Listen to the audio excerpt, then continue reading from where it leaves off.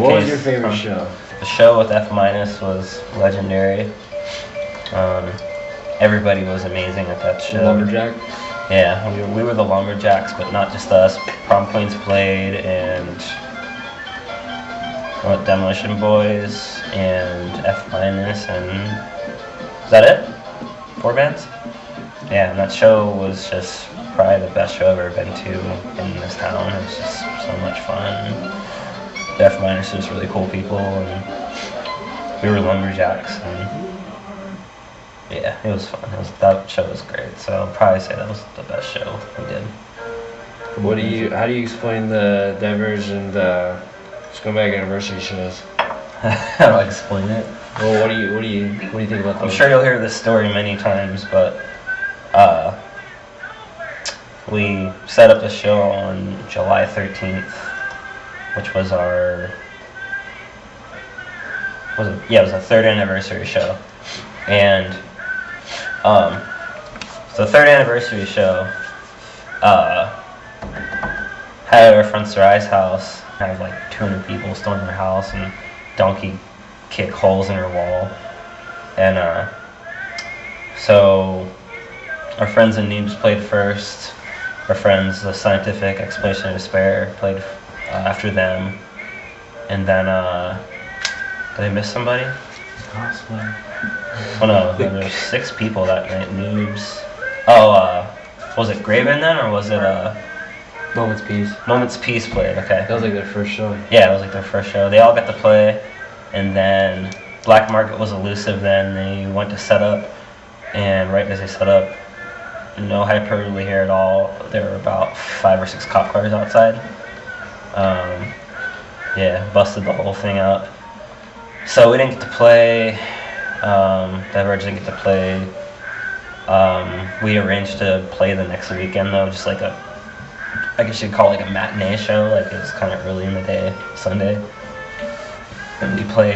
Diverge played, and it was awesome. Justin put a firecracker in his cowbell in the beginning of Shadow Stands, and right when he was counting off and I'm supposed to start playing on the 4 count, the firework went off like right in my fucking ear, and so I missed the cue and I fucked the beginning of the song up. It was awesome though. That show was awesome. Good times. Do you remember the Halloween show? Or where you put the pumpkins on your head? Oh, pumpkin heads, okay. I don't know. Chris had the idea, or I did, or I don't know who, but hey, let's take like pumpkins and carve them out like jack-o'-lanterns, but then carve them to where we can actually fit them on our heads and wear them like a mask, at least for a short period of time. And it lasted about, I don't know, a minute to the song, I guess. You know, it's hard to keep, it's heavy, you know. Try putting a pumpkin on your head. Try putting a pumpkin on your head, seriously.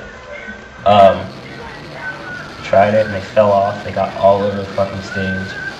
Was that also the show we had the giant pumpkin? Yeah, we played first. We had the giant pumpkin, the Great Pumpkin Charlie Brown, and Javier jumped off the drum kit and did the pumpkin, and pieces went everywhere. People in the crowd were throwing pieces around back and forth, and I'm sure this will show up on the video somewhere. This is where you could cue it. You could cut away and have Javier jumping on the pumpkin and Colby screaming, "Bring it, you fucking pussies!" But yeah, it was awesome. What was your favorite Scumbag song? Last Resort. Song I wrote the music for, and Chris had the words too.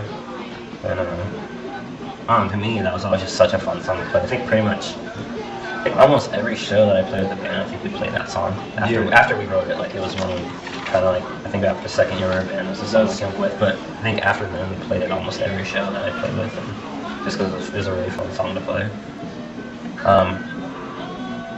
I think the fan favorite would probably be Nintendo though. It's probably the big one, but we didn't always play that one because it's not as fun to play for me, and it's kind of boring to play.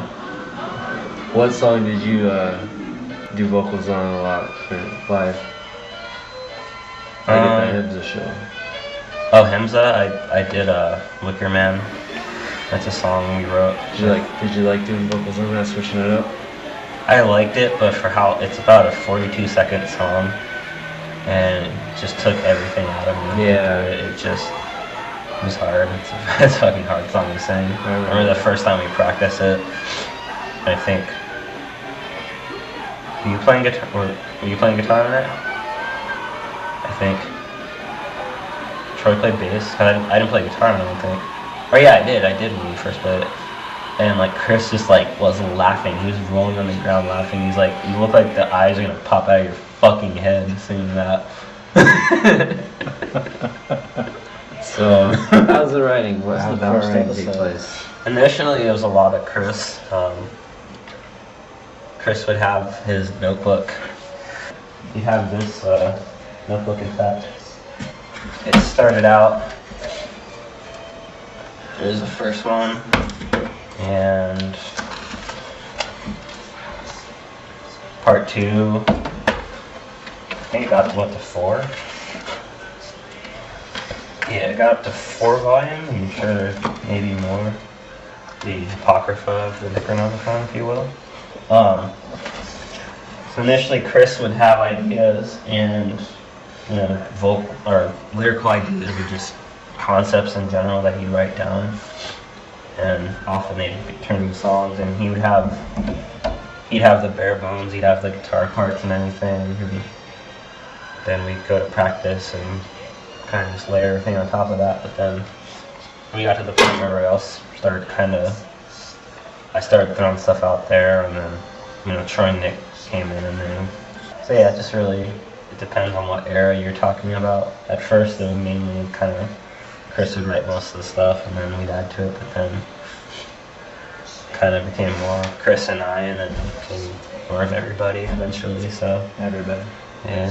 What about your guys' live performance? What was who would have a lot of the ideas for different pinatas? I think that was all of us. I think maybe Chris initially had the whole like, hey, let's have a pinata every show or every other show. And then one of my favorite things that we did as far as just a fun theatrical kind of thing to do at a show was we had this giant city made of just cardboard boxes.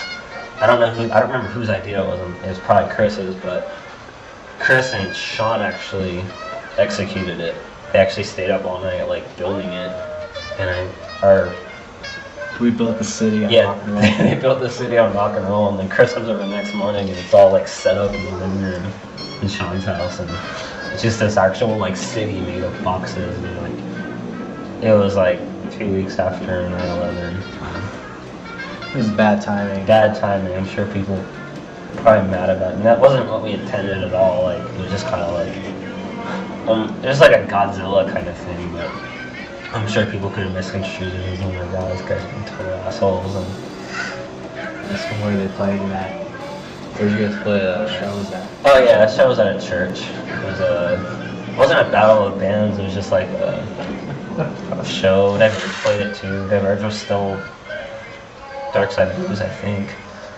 We had this guy from the church come up after the show, and he's like, your set was good, but, and I kind of turned around and like glared at him. I was like, but what? And he's like, oh, nothing, I'm just kidding. What the fuck, dude? Like, it was fun though.